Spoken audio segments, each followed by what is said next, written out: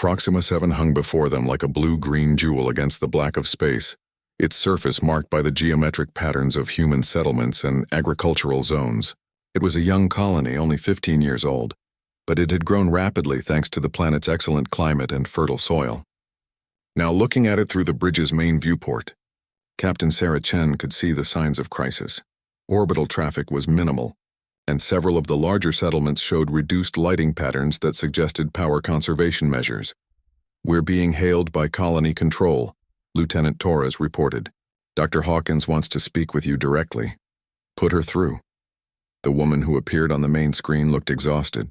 Dr. Elizabeth Hawkins was probably in her 40s, but stress and sleepless nights had aged her considerably. Her medical scrubs were rumpled, and there were dark circles under her eyes. "Captain Chen," she said, her voice tight with controlled emotion. "Please tell me you still have those vaccines." 40,000 doses safe and secure, Sarah replied. "We had a minor incident with pirates, but the medical supplies are intact. Where do you want us to land?" Relief flooded Dr. Hawkins' features. "The main spaceport at New Geneva. We've cleared Bay 7 for your ship and set up a distribution center in the adjacent warehouse. Captain, I can't begin to tell you what this means to us." Sarah nodded. "We'll have medical personnel standing by to assist with distribution." "How bad is the situation on the ground?" Dr. Hawkins rubbed her temples before answering.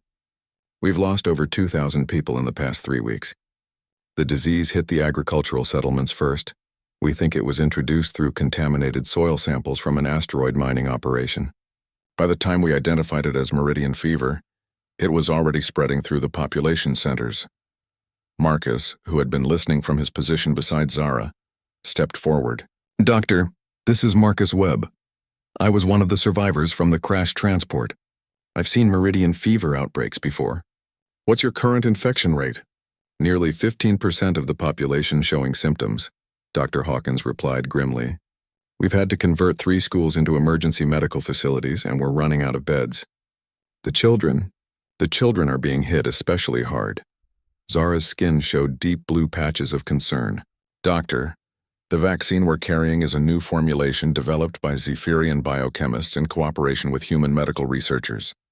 It should be effective against even advanced cases of the disease." Dr. Hawkins' eyes widened. "Zephyrian human cooperative research? I wasn't aware such programs existed." "They do now," Zara said quietly.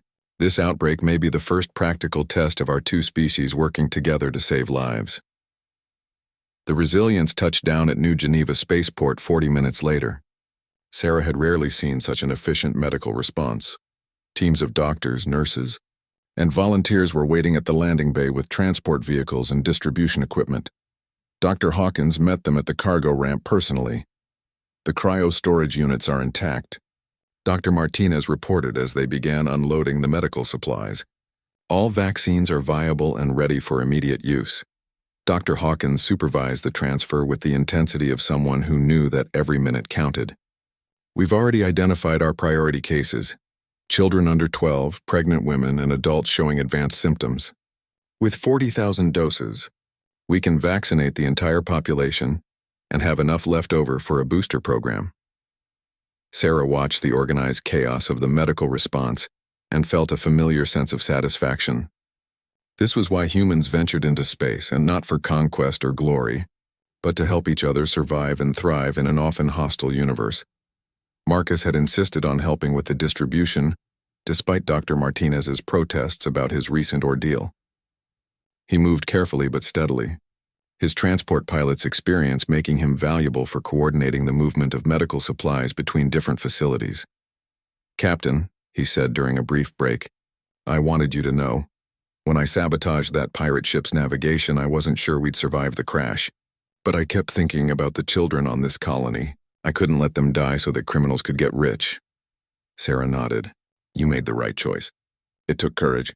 "No," Marcus said, shaking his head. "Courage would have been fighting the pirates directly. What I did was calculation. I knew the odds of survival were better if we crashed than if the vaccines never reached their destination." Zara, who had been listening while helping to organize vaccine doses, looked up from her work. "On my world, we would call that wisdom, not cowardice. You weighed the lives of many against the lives of few and chose correctly." Dr. Hawkins approached their group, her expression lighter than it had been in weeks. Captain Chen, I have some good news. We've just finished the first round of vaccinations for our critical cases. Initial response is excellent, better than we had hoped for. How so? Dr. Martinez asked, her professional interest clearly engaged. The Zephyrian human cooperative vaccine appears to be significantly more effective than either species' individual formulations. We're seeing symptom reduction in patients who were considered terminal just hours ago. Zara's skin took on a warm golden hue that Sarah was beginning to recognize as pride mixed with joy. The research teams theorized that combining human and Zephyrian biochemical knowledge might produce superior results. This is the first practical proof. Sarah felt a piece of a larger puzzle clicking into place. Doctor, how many other colonies in this sector are dealing with similar outbreaks? Dr. Hawkins consulted her datapad. At least 6 that we know of. The disease seems to be spreading along the major shipping routes. Some of the smaller settlements don't have the communication equipment to call for help. Marcus looked up sharply. Captain, the pirates mentioned something about this being a growth market. What if the meridian fever outbreaks aren't natural? The implications of his words settled over the group like a cold wind. Sarah turned to Zara. Is that possible? Could someone be deliberately spreading the disease? Zara's skin showed patches of deep purple that Sarah had learned indicated anger among her species. The pirates who captured us were working for someone. They mentioned a corporate syndicate that was willing to pay premium prices for medical supplies. If that same syndicate was creating artificial shortages, they'd be committing genocide for profit, Dr. Hawkins finished, her voice filled with horror. Sarah made a decision with the quick certainty that had served her well throughout her career. Dr. Hawkins, how long would it take to produce more of this cooperative vaccine? Enough to supply the other affected colonies? With the right resources and cooperation from Zephyrian biochemists? Maybe 3 weeks for initial production, another week for distribution. Sarah turned to Zara. Can you make that happen? Zara was quiet for a moment, clearly considering the political implications. I would need to contact my government directly. This kind of emergency cooperation would require approval from the highest levels. Do it, Sarah said firmly. Use my ship's communication array. Full diplomatic encryption if you need it. 2 hours later, Zara emerged from the communication center with an expression of cautious optimism. Her skin was showing the complex pattern of colors that Sarah had learned, indicated excitement mixed with concern. Have spoken with the Zephyrian Council of Science and the Trade Commission. Leadership, she reported. They are intrigued by the effectiveness of the cooperative vaccine. They have agreed to an emergency protocol.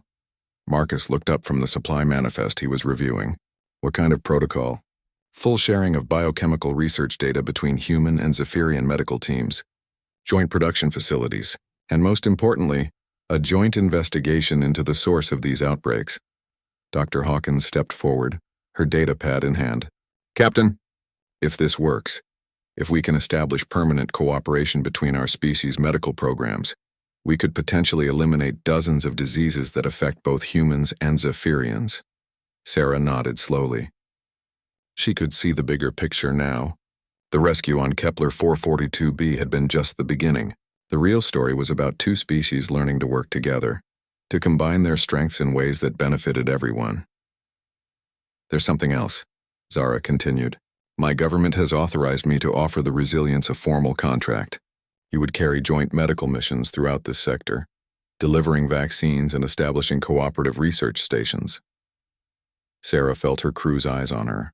It was the kind of opportunity that came along, once in a lifetime, a chance to be at the forefront of interspecies cooperation while doing genuinely important work. What about the investigation into the disease outbreaks? She asked. Marcus stepped forward. Captain, I know these shipping routes better than almost anyone. If someone is deliberately spreading meridian fever, I can help track down how they're doing it. Dr. Martinez nodded. And if we're going to be carrying experimental vaccines and medical supplies, you'll need a medical team that understands both human and Zephyrian physiology. Lieutenant Torres spoke up from his position near the communication equipment. The crew's unanimous, Captain. We want to take the contract. Sarah looked around at her people, her friends really, and saw the same determination in their faces that says, the Resilience might have been a merchant vessel, But Captain Sarah Chen had never believed in half measures. When she'd taken command 3 years ago, she'd insisted on military-grade shields, enhanced weapon systems, and a crew trained in combat operations. The Colonial Navy had argued it was excessive for a cargo hauler. Sarah had pointed out that dead crews couldn't deliver cargo. "Enemy vessels are spreading into attack formation," reported Lieutenant Torres from the tactical station. "Lead ship is moving to intercept while the other two are flanking us." Sarah studied the tactical display. The pirates were using a standard pincer movement, trying to force the Resilience into a crossfire situation. It was effective against most merchant vessels, but Sarah had seen the maneuver 100 times during her military service.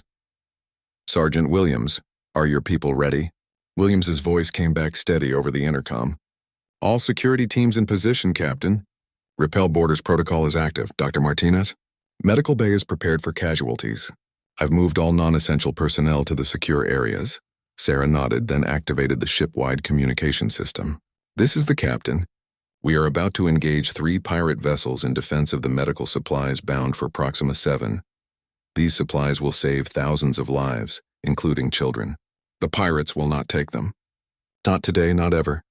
She paused, letting her words sink in throughout the ship. "All crew to battle stations. Show these criminals what happens when they threaten innocent people." The first pirate ship, Voss's flagship, opened fire while still at maximum range. Plasma bolts streaked across space, designed more to intimidate than to inflict serious damage. The shots splashed harmlessly against the Resilience's shields. "Return fire," Sarah ordered calmly. "Target their weapon systems." The Resilience's railguns spoke with authority, sending tungsten slugs across the void at a significant fraction of light speed. 2 of them struck the pirate ship's port weapons array, sending debris spinning into space. "Direct hits on target 1, Torres reported. "Their forward plasma cannons are offline." But the other 2 pirate ships were closing fast, and Sarah knew the real fight was just beginning. The Resilience was tough and well-armed, but it was still outnumbered 3-1 by ships specifically designed for combat. "Evasive maneuvers," she ordered. "Keep us between them and Proxima 7. They want to take us intact to get the cargo, so they won't use their heaviest weapons." The ship shuddered as it changed course, the inertial dampeners struggling to compensate for the sudden acceleration. On the main screen, Sarah watched the pirates adjust their formation, trying to surround the merchant vessel.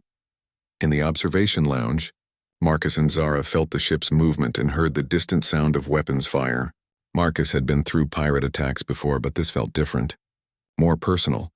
"Your captain is risking her ship for people she's never met," Zara observed, her skin showing patches of deep blue that indicated worry among her species.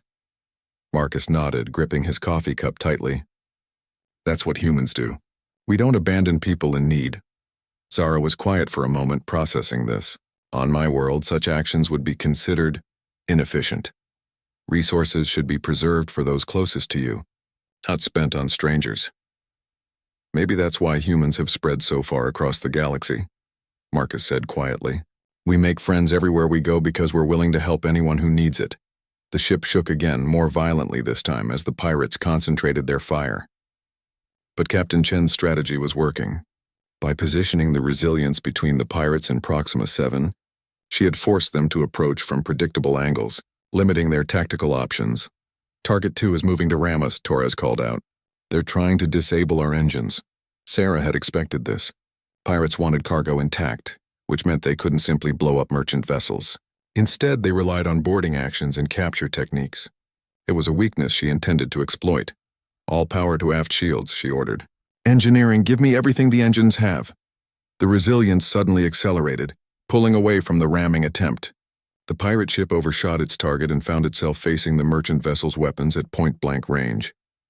"Fire everything," Sarah commanded. The ship's entire weapons array spoke at once. Railguns, plasma cannons, and missile launchers all targeted the pirate vessel's engines and life support systems. The enemy ship's shields collapsed under the concentrated barrage, and secondary explosions began rippling along its hull. "Target 2 is disabled," Torres reported with satisfaction. "Life support is failing and their engines are offline." But the victory came at a cost. While Sarah had been dealing with the ramming attempt, the other 2 pirate ships had closed to boarding range.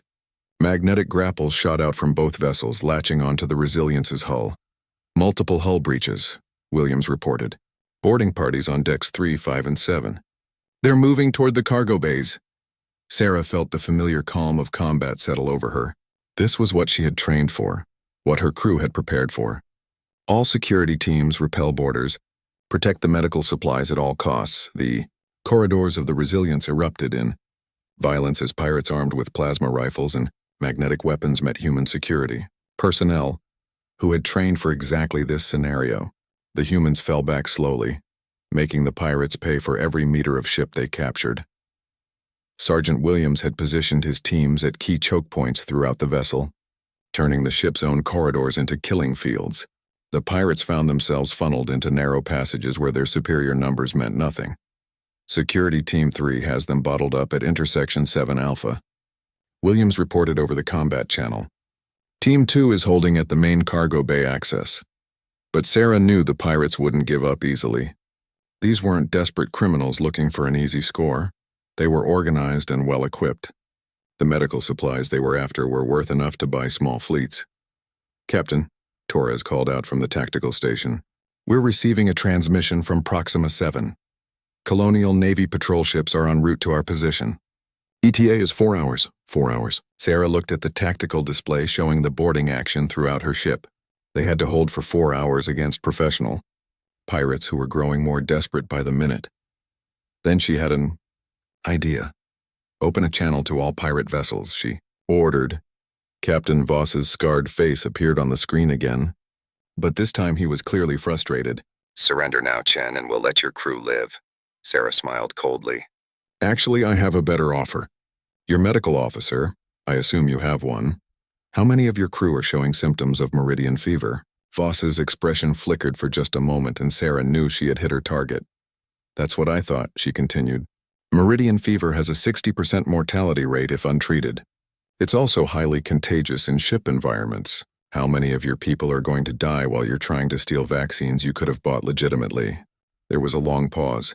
Sarah could see Voss looking off screen, probably conferring with his medical officer. When he looked back, some of the confidence had gone out of his eyes. "Even if that were true," he said slowly, "those vaccines are worth 50 million credits.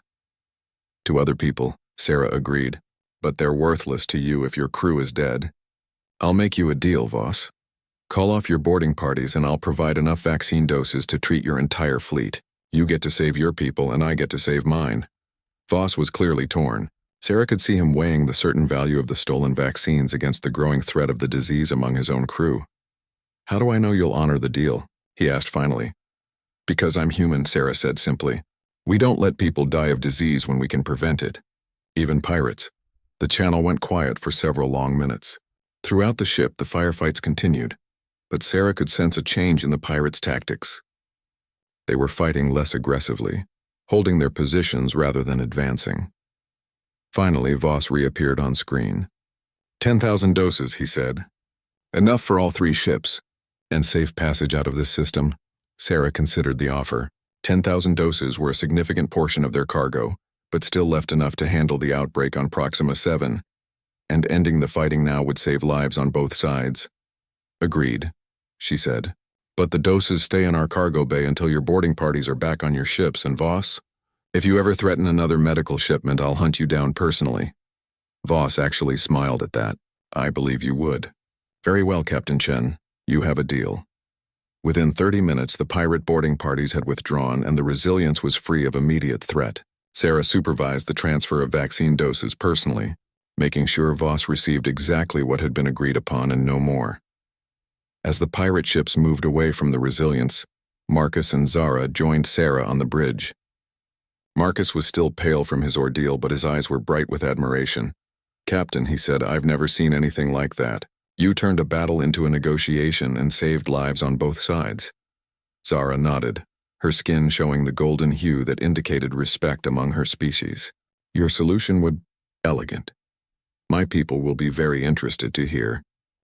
The medical bay aboard the Resilience was a marvel of human engineering, clean, efficient, and equipped with the latest in trauma treatment technology. Dr. Martinez had Marcus stabilized within hours of their return, though he would need several more days to fully recover from his ordeal. Zara had bounced back more quickly, her species' natural resilience serving her well. Captain Sarah Chen stood at the viewport in her ready room, watching the stars wheel slowly past as the ship made its way toward Proxima 7. The medical supplies were secure in Cargo Bay 2, their cryo-storage units maintaining perfect environmental conditions. In 18 hours, they would reach the colony and deliver the vaccines that would save thousands of lives. The door chimed and Lieutenant Torres entered with a data pad. "Captain, we're receiving communications from 3 different sources about our passengers." Sarah turned from the viewport. "Let me guess. The Zephyrian government, the colonial authority, and someone claiming to represent the pirates' interests?" Torres nodded grimly. "The Zephyrian government is demanding the return of their stolen medical supplies and citizen. The colonial authority wants to debrief the human pilot about his capture and the pirate operation. And yes, there's a rather threatening message from someone claiming to represent the Crimson Fleet about returning their property." Sarah took the data pad and scrolled through the messages. The Zephyrian communication was formal and diplomatic, but carried an undertone of urgency. The colonial authority's message was typically bureaucratic, full of references to proper procedures and jurisdictional authority. The pirate message was more direct: return Zara and the medical supplies or face the consequences. "Any word from Proxima 7 about the outbreak?" "Yes, ma'am. The situation is deteriorating rapidly. They've had over 300 new cases in the past week, and their medical facilities are overwhelmed. The death toll is approaching 2,000. Sarah set down the data pad and rubbed her temples. The politics of the situation were complicated, but the moral choice was clear. People were dying, and she had the means to save them. Everything else was secondary. Has Marcus recovered enough to give a statement? Dr. Martinez cleared him for limited activity an hour ago. He's been asking to speak with you, actually." Sarah found Marcus in the ship's observation lounge, sitting with Zara at a table overlooking the star field. He was still pale and moved carefully, but his eyes were alert and determined. Zara had regained most of her natural coloration, her skin now showing the subtle blue-silver hue that indicated good health in her species. "Captain Chen," Marcus said, starting to rise before Sarah waved him back down.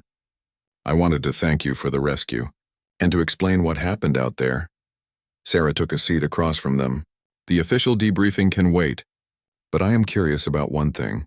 Why did you sabotage the navigation system? You had to know it might kill you both." Marcus was quiet for a moment, his hands wrapped around a cup of coffee. Apparently Zara had been introduced to the beverage and pronounced it fascinating but overwhelming. When he spoke, his voice was steady. "I've been a transport pilot for 8 years, Captain. I've carried everything from mining equipment to terraforming supplies to new colonies throughout human space. I've seen what happens when medical supplies don't reach their destination." He paused, taking a sip of his coffee. "The pirates captured me when I was on a routine cargo run to Beta Centauri. They needed someone who could navigate human shipping lanes without attracting attention. When they told me what they were planning to do with those vaccines, you couldn't let it happen," Sarah finished. "Proxima 7 has 40,000 colonists, including 8,000 children," Marcus said quietly. "The pirates were planning to sell those vaccines to a corporate syndicate for 50 times their value. The syndicate would have parceled them out to the highest bidders. Meanwhile, children would have died." Zara placed a hand on Marcus's arm, her skin taking on a warmer hue. "He told me that humans have a saying when not on my watch. I think I understand it now." Sarah nodded. She understood it too. It was the principle that had driven human expansion across the galaxy. Not conquest or profit, but the simple refusal to let suffering continue when you had the power to stop it.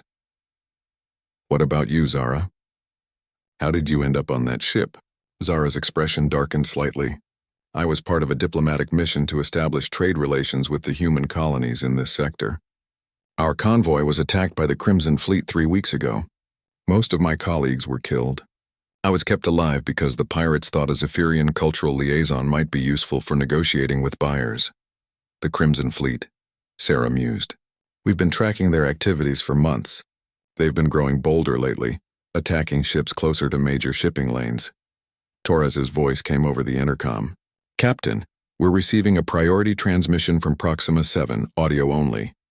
"Put it through." The voice that filled the room was strained with exhaustion and desperation. "This is Dr. Elizabeth Hawkins, Chief Medical Officer for Proxima 7 Colony. We're requesting immediate assistance. The Meridian fever outbreak has overwhelmed our medical facilities. We have over 500 critical cases and we're losing 12 to 15 people per day. Our vaccine supplies were exhausted 4 days ago. Sarah leaned forward. Dr. Hawkins, this is Captain Sarah Chen of the merchant vessel Resilience. We're 18 hours out from your position, carrying a full shipment of Meridian fever vaccines. Estimated arrival time is 800 tomorrow. There was a long pause, then Dr. Hawkins's voice came back thick with emotion. Captain, did you say you have vaccines? How many doses? Sarah looked at Zara, who consulted her data pad. 50,000 doses, Zara said. Enough to vaccinate the entire colony with boosters for high-risk individuals. 50,000. Dr. Hawkins' voice trailed off. Captain, you just saved my colony. I don't know how to thank you. Just be ready to receive the shipment, Doctor. We'll have medical personnel standing by to assist with distribution. When the transmission ended, the observation lounge fell quiet, except for the gentle hum of the ship's engines. Marcus was staring out at the stars, his expression thoughtful. The Zephyrian government is going to want their supplies back, he said finally. Zara shook her head. Those supplies were originally intended for Proxima 7 as part of our humanitarian aid program. The pirates stole them before they could be delivered. Returning them to their intended destination is exactly what my government would want. Sarah felt a piece of the puzzle click into place. So this was a legitimate aid shipment originally? Yes, Zara confirmed. The Zephyrian Trade Commission has been working with your colonial authority to provide medical assistance to human colonies in exchange for agricultural products and rare earth minerals. It's part of a broader initiative to improve relations between our species. Torres's voice came over the intercom again. Captain, we're receiving another transmission from the Crimson Fleet. They're demanding we heave to for inspection. Sarah stood up, her expression hardening. How many ships? 3 vessels on long-range sensors moving to intercept our course. They'll reach us in approximately 6 hours. Marcus looked up sharply. Captain, these aren't just pirates. The Crimson Fleet has ex-military personnel, stolen warships. They won't hesitate to attack a merchant vessel. Sarah was already moving toward the door. Then we'd better make sure we're ready for them. The next few hours were a flurry of activity as the crew of the Resilience prepared for the possibility of combat. The ship was primarily a merchant vessel, but like most human ships operating in the frontier regions, it was well armed and its crew was experienced in defending themselves. Sergeant Williams worked with the ship's security team to prepare defensive positions throughout the vessel. The medical supplies were moved to the most secure cargo bay and surrounded by emergency force fields. Dr. Martinez prepared the medical bay for possible casualties, while Torres coordinated with the engine room to maximize the ship's speed and maneuverability. Sarah returned to the bridge 6 hours later to find her crew at battle stations. The 3 pirate vessels were visible on the main screen. Sleek, predatory shapes that had once been military corvettes before falling into criminal hands. They're hailing us. Captain, Torres reported. On screen. The face that appeared was hard and scarred, with the kind of eyes that had seen too much violence and stopped caring about the consequences.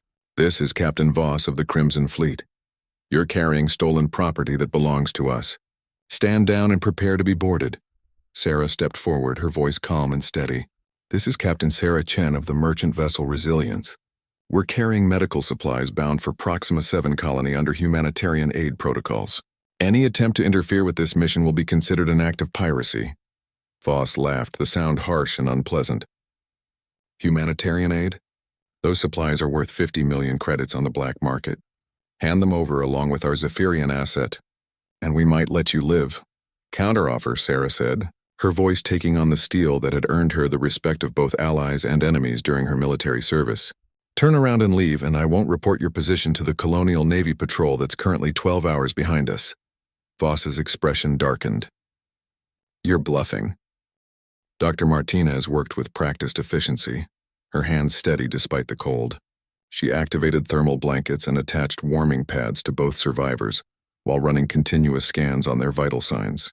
The human male Marcus was in critical condition. His core temperature had dropped so low that moving him too quickly could send him into cardiac arrest. Sarah, the Zephyrian woman whispered, her voice growing stronger as the thermal blankets began to work. I am Zara Veltar, cultural liaison for the Zephyrian Trade Commission. We were We were carrying important cargo when our ship malfunctioned. Sarah knelt beside the makeshift bed, noting how Zara's skin was already beginning to show hints of its natural blue coloration as her body temperature rose. What kind of cargo? Zara's large violet eyes met hers. Medical supplies. Vaccines for the human colony on Proxima 7. They're fighting an outbreak of meridian fever. Without those supplies, she trailed off, but Sarah understood. Thousands of lives hung in the balance. The cargo hold, Zara continued. Section 7. The medical supplies are in cryo storage. They should still be viable if the containers weren't breached. Sergeant Williams stepped forward. Captain, I can check the cargo while Doc works on stabilizing them for transport. Sarah nodded. Take Harper with you. Be careful. That hull is compromised and this storm isn't finished with us yet. As Williams and Harper headed deeper into the ship, Dr. Martinez continued her work. Marcus was responding to the warming treatment, his breathing becoming more regular and some color returning to his face. She administered careful doses of heated saline to raise his core temperature gradually. Tell me about Marcus, Sarah said to Zara, partly to keep the alien woman talking and alert, and partly because she was genuinely curious about the human who had given up his coat to save someone he barely knew. Zara's expression softened, and for a moment her skin took on a warmer hue. He is remarkable. When we crashed, he was injured, a piece of metal through his shoulder, but he insisted on helping me first. He sealed the breach in the medical bay, set up our shelter, rationed our food. When the heating failed, he gave me his thermal gear and said humans were stubborn enough to survive anything. Sarah smiled despite the dire circumstances. That sounded exactly like something a human would say.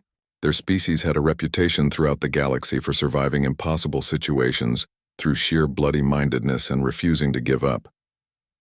He told me stories, Zara continued, her voice growing stronger, about Earth, about the human colonies, about something called coffee that he claimed was essential for human survival. He said that when we were rescued, he would show me how to make it properly. Dr. Martinez looked up from her scanner. His vitals are stabilizing. I think we can risk moving him soon, but we'll need to keep him warm during transport. The sound of boots on metal announced the return of Williams and Harper. Both men looked grim as they entered the medical bay. The cargo's intact, Captain, Williams reported. Cryo storage is still functional, running on emergency power. But we've got a problem. Harper nodded toward the ship's interior. The hull breach is getting worse. This ship won't last another day in this weather. And there's something else. We found 3 bodies in the crew quarters. Looks like they died on impact, but what? Sarah asked. They were Zephyrian pirates, Captain. Military-grade weapons, illegal modifications to the ship's systems. This wasn't a legitimate trade vessel. Sarah felt her stomach tighten. Pirates operating this close to human space was bad enough. But pirates carrying medical supplies meant for a plague-stricken colony raised questions she didn't like the answers to. She looked at Zara, whose skin had paled again, but not from cold this time. You want to explain that? Zara closed her eyes for a moment, then met Sarah's gaze steadily. The medical supplies were stolen from a Zephyrian military convoy. The pirates were planning to sell them to the highest bidder. I was their prisoner, not their liaison. The pieces began falling into place. And Marcus? A transport pilot they captured. He was supposed to fly them to their buyer, but he sabotaged the ship's navigation system during the jump to hyperspace. That's why we crashed here instead of reaching their destination. Sarah felt that familiar surge of pride in her species again. Faced with helping pirates profit from human suffering, Marcus had chosen to crash the ship rather than complete the mission. It was exactly the kind of impossible choice that humans seem to face regularly, and exactly the kind of choice they consistently made correctly. So the medical supplies are still legitimate, Zara assured her quickly. They were stolen from us, yes, but they were originally bound for Proxima 7. The Zephyrian government has been trying to coordinate relief efforts with your colonial authority. Dr. Martinez stood up, brushing ice crystals from her gloves. Whatever the politics are, we need to move now. That storm front is coming back and Marcus needs proper medical attention. Sarah made her decision with the quick certainty that had kept her alive through 3 wars and countless rescue missions. We take them both. We take the medical supplies, and we let the authorities sort out the rest. They began the careful process of preparing Marcus for transport. Dr. Martinez wrapped him in thermal blankets and activated a portable life support unit that would... Monitor his vitals during the journey back to the shuttle. Zara was in better condition but still weak from exposure and malnutrition. Can you walk? Sarah asked her. Zara nodded, though she swayed slightly as she stood. I will manage. But, Captain, the medical supplies are heavy in your shuttle. Leave that to us, Sarah said firmly. Humans are very good at moving things that don't want to be moved. They formed a convoy for the return journey. Williams and Harper went ahead to secure the medical cargo and prepare the shuttle for departure. Dr. Martinez stayed with Marcus, monitoring his condition every step of the way. Sarah helped support Zara as they made their way through the ship's corridors toward the airlock. Outside, the storm was indeed returning. The wind had picked up again, and snow was beginning to fall heavily. The guide rope was their lifeline in the growing whiteout, and they moved slowly and carefully along its length. Captain, Zara said, as they struggled through the deepening snow, why are you doing this? Your species barely knows mine. We have no formal alliance, no trade agreements. You could have taken just the human and left me. Sarah paused for a moment, considering the question. It was one that other species had asked before.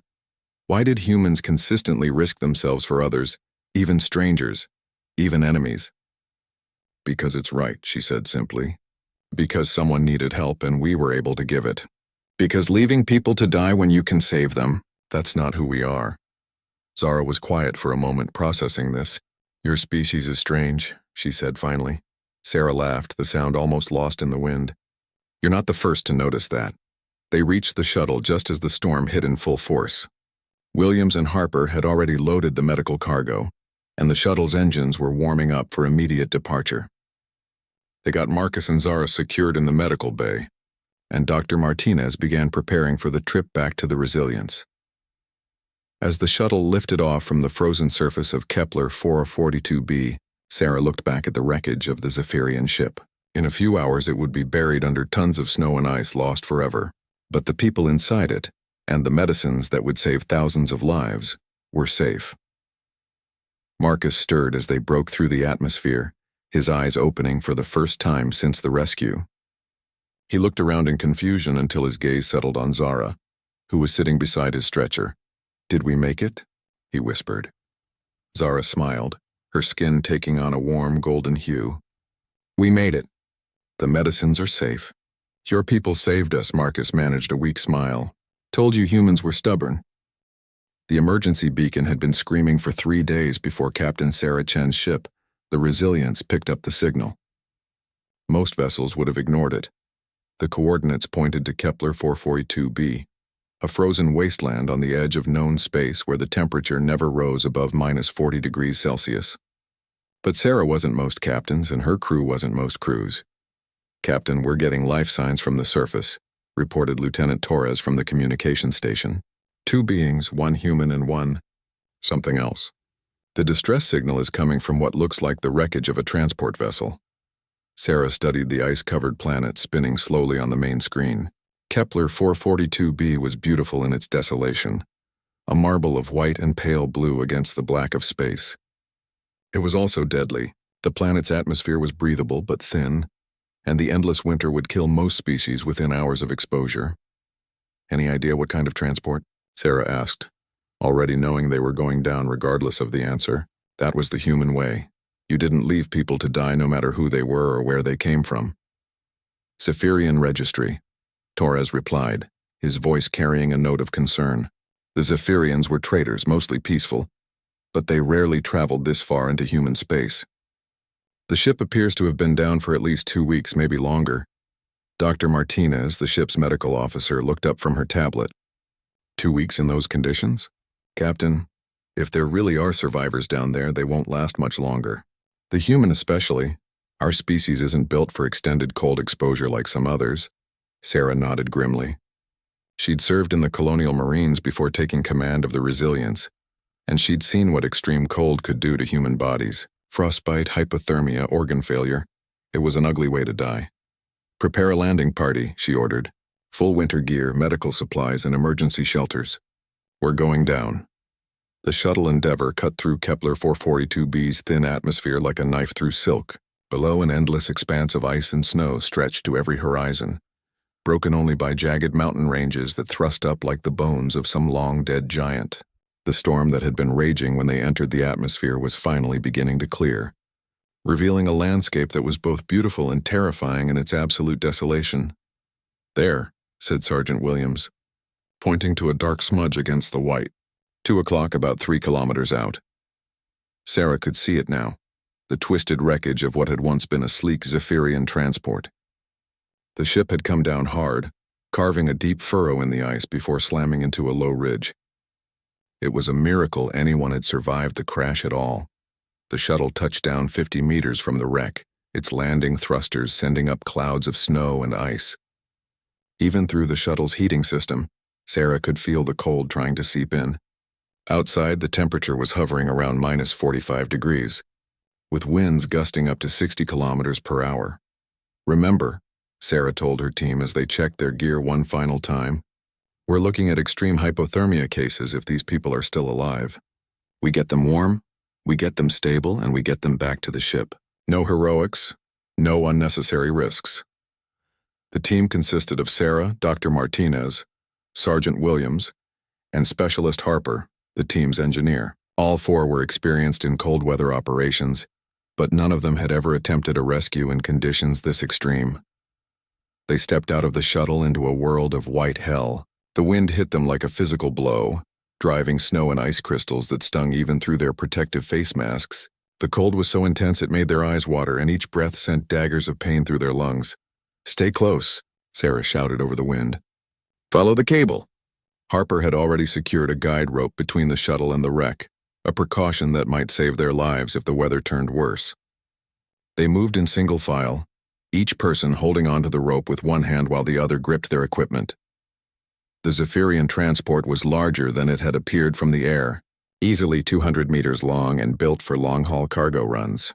The hull was cracked in several places, and ice had formed in thick sheets over most of the surface. Whatever had brought the ship down, it had hit hard enough to drive the bow section deep into the frozen ground. "Life signs are coming from the aft section," Dr. Martinez reported, consulting her scanner. 2 beings, both alive but showing signs of severe hypothermia. They found an airlock that had been partially breached in the crash. Williams used his cutting torch to clear away the ice that had sealed it shut, and they made their way into the ship's interior. Inside it was warmer than outside, but not by much. Their breath still misted in the air, and ice crystals had formed on every surface. The emergency lighting was still functioning, casting an eerie red glow over corridors that had been designed for beings much taller than humans. They followed Dr. Martinez's scanner deeper into the ship, past cargo holds filled with trade goods and living quarters that spoke of a crew that had never made it out of the wreck. They found the survivors in what appeared to be the ship's medical bay. A human man, probably in his 30s, was unconscious on one of the examination tables. He was pale as death, his lips blue with cold, but he was breathing. Curled against him for warmth was a Zephyrian female, her silver blue skin dulled by cold and exhaustion. Zephyrians were humanoid but taller and more slender than humans, with large eyes adapted for low-light conditions and skin that could shift color slightly based on mood and temperature. This one's skin had taken on an almost gray cast, which Sarah knew was a bad sign. The alien woman's eyes opened as they approached, large and violet and filled with desperate hope. She tried to speak but managed only a whisper that was barely audible over the wind howling through the ship's hull. "It's freezing out here," she managed to say in accented but clear English. "We'll have to share the same bed, or we won't survive the night." Dr. Martinez was already running scans on both survivors. "The human male is in severe hypothermia," she reported. "Core temperature 32 degrees. The Zephyrian female is in better shape but not by much. We need to get them warm immediately." Sarah looked around the medical bay. It was slightly warmer than the rest of the ship, and there were signs that the survivors had been using it as their shelter. Blankets and clothing had been piled together to create a makeshift bed, and she could see evidence of a small heating unit that had apparently failed recently. "How long have you been here?" Sarah asked the Zephyrian woman gently. 18 days, came the whispered reply.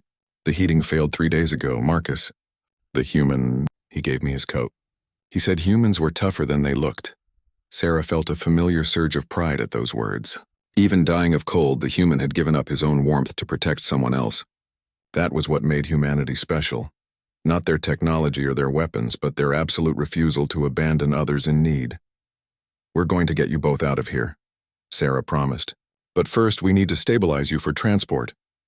3 weeks later, the Resilience drifted in the shadow of Kepler Station, a massive orbital research facility that had been hastily converted from a mining platform into a joint human-Zephyrian medical laboratory. The station hummed with activity as scientists from both species worked around the clock to produce the new cooperative vaccine and investigate the mysterious outbreaks that had been plaguing the sector. Captain Sarah Chen stood in the station's main laboratory, watching Dr. Martinez work alongside Dr. Kalaran, a tall Zephyrian biochemist whose skin showed the deep blue patterns that indicated intense concentration.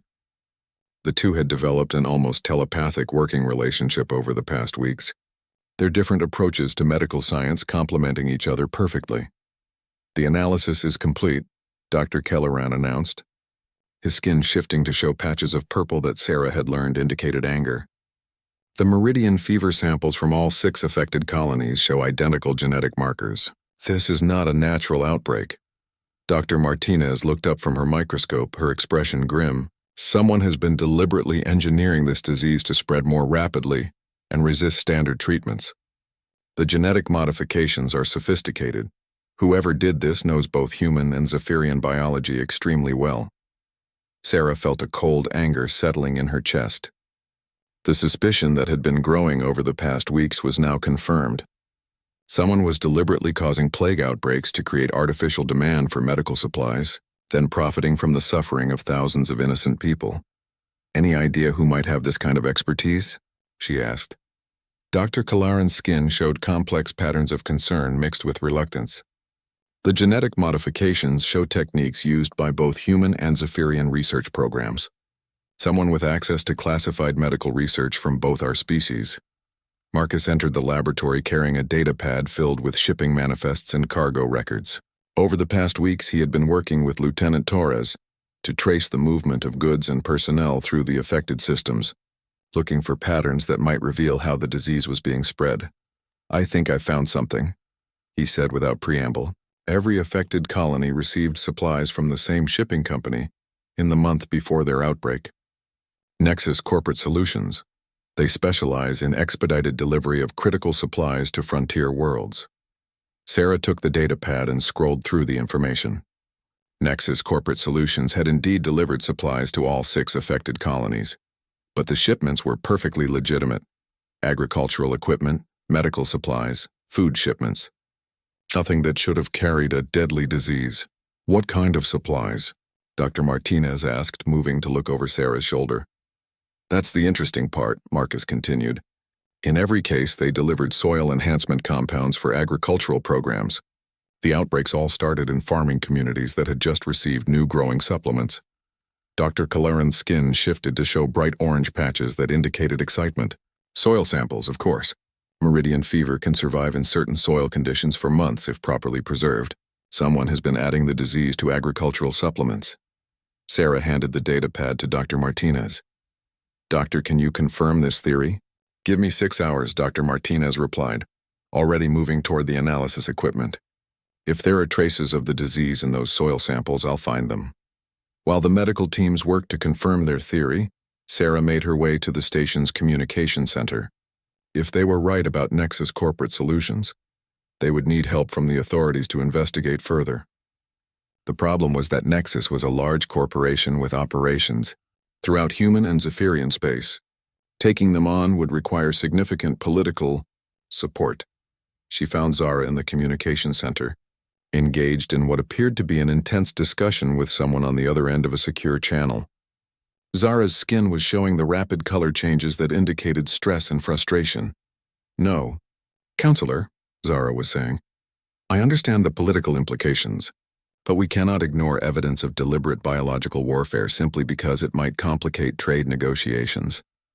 Sarah waited until the conversation ended before approaching. "Problems with the Home Office?" Zara's skin showed deep purple streaks that were clearly visible against her natural blue. "Some members of the Zephyrian Council are concerned that investigating a major corporation might damage our relationship with human governments. They want to proceed cautiously. What about you?" Sarah asked, What do you want to do?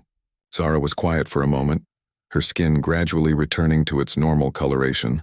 I want to stop whoever is doing this before more people die. Human or Zephyrian, it makes no difference. The deliberate spread of disease is an abomination. Sarah nodded. She had expected as much from Zara. Over the past weeks, she had come to understand that the Zephyrian woman shared the same core values that drove most humans. A refusal to stand by while innocent people suffered. Then we investigate, Sarah said simply. With or without official support. Lieutenant Torres's voice came over the intercom. Captain, we're receiving a priority transmission from Colonial Navy Command. Admiral Harrison wants to speak with you immediately. Sarah made her way to the main communication center, wondering what the Navy's interest might be. Admiral Harrison was a veteran officer she had served under during the border wars, and he wasn't the type to waste time on social calls. The Admiral's craggy face appeared on the main screen, his expression serious.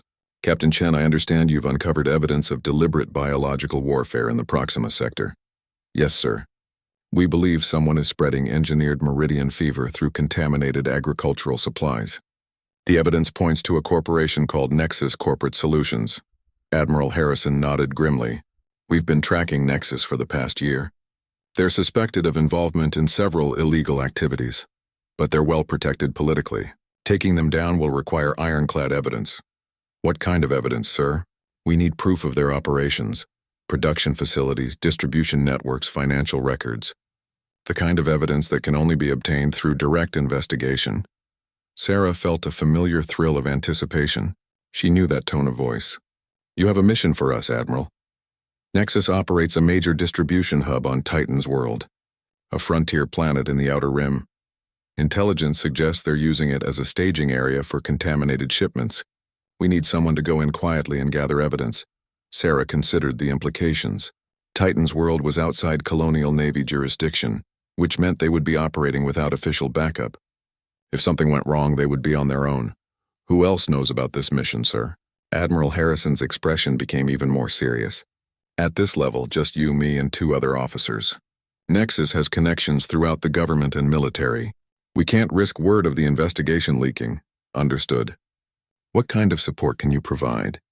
Officially, none. Unofficially, I can make sure certain shipping records and customs inspections are delayed or misfiled. Beyond that, you're on your own. After the communication ended, Sarah sat in the empty center, thinking through the implications of what they were being asked to do. It was dangerous, possibly illegal, and definitely beyond the scope of their medical mission contract. On the other hand, if they could prove that Nexus was deliberately causing plague outbreaks, they could save thousands of lives. She found her. Senior staff assembled in the station's briefing room. 30 minutes later, Dr. Martinez had confirmed that the soil samples contained traces of genetically modified meridian fever, and Dr. Kelleran had identified specific markers that could only have come from a sophisticated laboratory. So we know who's responsible, Marcus said after Sarah had briefed them on Admiral Harrison's mission request. The question is what we do about it. Lieutenant Torres leaned forward. Captain, this is exactly the kind of mission we signed up for when we took the medical cooperation contract. Investigating threats to public health. Sergeant Williams nodded. And if Nexus is spreading diseases for profit, they won't stop with meridian fever. There'll be other outbreaks, other colonies at risk. Dr. Martinez looked up from her datapad. From a medical standpoint, we need to understand how they're engineering these diseases. If we can figure out their methods, we can develop better defenses. Sarah turned to Zara. What about your government? Will they support an investigation into Nexus? Zara's skin showed the golden hue that indicated determination. Officially, they will express concern and call for a thorough investigation through proper channels. Unofficially, they have authorized me to provide whatever assistance you require. Sarah looked around the table at her crew, her friends and colleagues who had become the closest thing to family she had in the galaxy. They were all volunteers for this mission and they all understood the risks. All right, she said finally. We'll take the mission. But we do this carefully and by the book. We gather evidence, we document everything, and we make sure we have enough proof to bring down the entire operation. Dr. Kalaran spoke up for the first time during the briefing. Captain, there is something else you should know. My analysis of the genetic motif. 3 weeks later, The Resilience drifted in the shadow of Kepler Station, a massive orbital research facility that had been hastily converted from a mining platform into a joint human-Zephyrian medical laboratory. The station hummed with activity as scientists from both species worked around the clock to produce the new cooperative vaccine and investigate the mysterious outbreaks that had been plaguing the sector. Captain Sarah Chen stood in the station's main laboratory, watching Dr. Martinez work alongside Dr. Kalaran, a tall Zephyrian biochemist whose skin showed the deep blue patterns that indicated intense concentration. The two had developed an almost telepathic working relationship over the past weeks, their different approaches to medical science complementing each other perfectly. "The analysis is complete," Dr. Kelleran announced, his skin shifting to show patches of purple that Sarah had learned indicated anger. "The meridian fever samples from all 6 affected colonies show identical genetic markers. This is not a natural outbreak." Dr. Martinez looked up from her microscope, her expression grim. "Someone has been deliberately engineering this disease to spread more rapidly and resist standard treatments. The genetic modifications are sophisticated. Whoever did this knows both human and Zephyrian biology extremely well." Sarah felt a cold anger settling in her chest. The suspicion that had been growing over the past weeks was now confirmed. Someone was deliberately causing plague outbreaks to create artificial demand for medical supplies, then profiting from the suffering of thousands of innocent people. "Any idea who might have this kind of expertise?" she asked. Dr. Kalaran's skin showed complex patterns of concern mixed with reluctance. "The genetic modifications show techniques used by both human and Zephyrian research programs. Someone with access to classified medical research from both our species." Marcus entered the laboratory carrying a data pad filled with shipping manifests and cargo records. Over the past weeks, he had been working with Lieutenant Torres to trace the movement of goods and personnel through the affected systems, looking for patterns that might reveal how the disease was being spread. "I think I found something," he said without preamble. Every affected colony received supplies from the same shipping company in the month before their outbreak. Nexus Corporate Solutions. They specialize in expedited delivery of critical supplies to frontier worlds. Sarah took the data pad and scrolled through the information. Nexus Corporate Solutions had indeed delivered supplies to all 6 affected colonies, but the shipments were perfectly legitimate. Agricultural equipment, medical supplies, food shipments. Nothing that should have carried a deadly disease. "What kind of supplies?" Dr. Martinez asked, moving to look over Sarah's shoulder. "That's the interesting part," Marcus continued. "In every case, they delivered soil enhancement compounds for agricultural programs. The outbreaks all started in farming communities that had just received new growing supplements." Dr. Kalaran's skin shifted to show bright orange patches that indicated excitement. "Soil samples, of course. Meridian fever can survive in certain soil conditions for months if properly preserved. Someone has been adding the disease to agricultural supplements." Sarah handed the data pad to Dr. Martinez. "Doctor, can you confirm this theory?" "Give me 6 hours," Dr. Martinez replied, already moving toward the analysis equipment. "If there are traces of the disease in those soil samples, I'll find them." While the medical teams worked to confirm their theory, Sarah made her way to the station's communication center. If they were right about Nexus Corporate Solutions, they would need help from the authorities to investigate further. The problem was that Nexus was a large corporation with operations throughout human and Zephyrian space.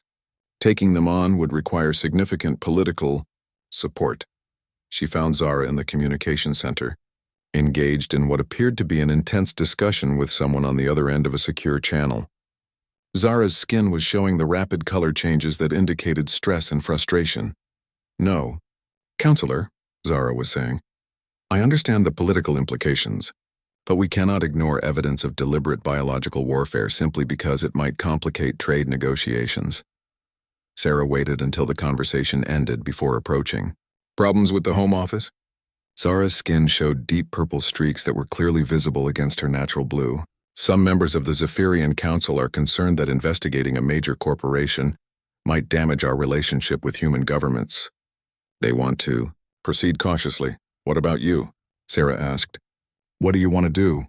Zara was quiet for a moment, her skin gradually returning to its normal coloration. "I want to stop whoever is doing this before more people die. Human or Zephyrian, it makes no difference. The deliberate spread of disease is an abomination. Sarah nodded. She had expected as much from Zara. Over the past weeks, she had come to understand that the Zephyrian woman shared the same core values that drove most humans. A refusal to stand by while innocent people suffered. Then we investigate, Sarah said simply. With or without official support. Lieutenant Torres's voice came over the intercom. Captain, we're receiving a priority transmission from Colonial Navy Command. Admiral Harrison wants to speak with you immediately. Sarah made her way to the main communication center, wondering what the Navy's interest might be. Admiral Harrison was a veteran officer she had served under during the border wars, and he wasn't the type to waste time on social calls. The Admiral's craggy face appeared on the main screen, his expression serious. Captain Chen, I understand you've uncovered evidence of deliberate biological warfare in the Proxima sector. Yes, sir. We believe someone is spreading engineered meridian fever through contaminated agricultural supplies. The evidence points to a corporation called Nexus Corporate Solutions. Admiral Harrison nodded grimly. We've been tracking Nexus for the past year. They're suspected of involvement in several illegal activities, but they're well protected politically. Taking them down will require ironclad evidence. What kind of evidence, sir? We need proof of their operations, production facilities, distribution networks, financial records. The kind of evidence that can only be obtained through direct investigation. Sarah felt a familiar thrill of anticipation. She knew that tone of voice. You have a mission for us, Admiral. Nexus operates a major distribution hub on Titan's world, a frontier planet in the Outer Rim. Intelligence suggests they're using it as a staging area for contaminated shipments. We need someone to go in quietly and gather evidence. Sarah considered the implications. Titan's world was outside Colonial Navy jurisdiction, which meant they would be operating without official backup. If something went wrong, they would be on their own. Who else knows about this mission, sir? Admiral Harrison's expression became even more serious. At this level, just you, me, and 2 other officers. Nexus has connections throughout the government and military. We can't risk word of the investigation leaking. Understood. What kind of support can you provide? Officially, none. Unofficially, I can make sure certain shipping records and customs inspections are delayed or misfiled. Beyond that, you're on your own. After the communication ended, Sarah sat in the empty center, thinking through the implications of what they were being asked to do. It was dangerous, possibly illegal, and definitely beyond the scope of their medical mission contract. On the other hand, if they could prove that Nexus was deliberately causing plague outbreaks, they could save thousands of lives. She found her. Senior staff assembled in the station's briefing room. 30 minutes later, Dr. Martinez had confirmed that the soil samples contained traces of genetically modified meridian fever, and Dr. Kelleran had identified specific markers that could only have come from a sophisticated laboratory. So we know who's responsible, Marcus said after Sarah had briefed them on Admiral Harrison's mission request. The question is what we do about it. Lieutenant Torres leaned forward. Captain, this is exactly the kind of mission we signed up for when we took the medical cooperation contract. Investigating threats to public health. Sergeant Williams nodded. And if Nexus is spreading diseases for profit, they won't stop with meridian fever. There'll be other outbreaks, other colonies at risk. Dr. Martinez looked up from her datapad. From a medical standpoint, we need to understand how they're engineering these diseases. If we can figure out their methods, we can develop better defenses. Sarah turned to Zara. What about your government? Will they support an investigation into Nexus? Zara's skin showed the golden hue that indicated determination. Officially, they will express concern and call for a thorough investigation through proper channels. Unofficially, they have authorized me to provide whatever assistance you require. Sarah looked around the table at her crew, her friends and colleagues who had become the closest thing to family she had in the galaxy. They were all volunteers for this mission and they all understood the risks. All right, she said finally.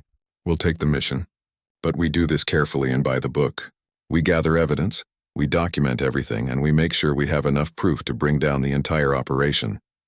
Dr. Kalaran spoke up for the first time during the briefing. Captain, there is something else you should know. My analysis of the genetic motif.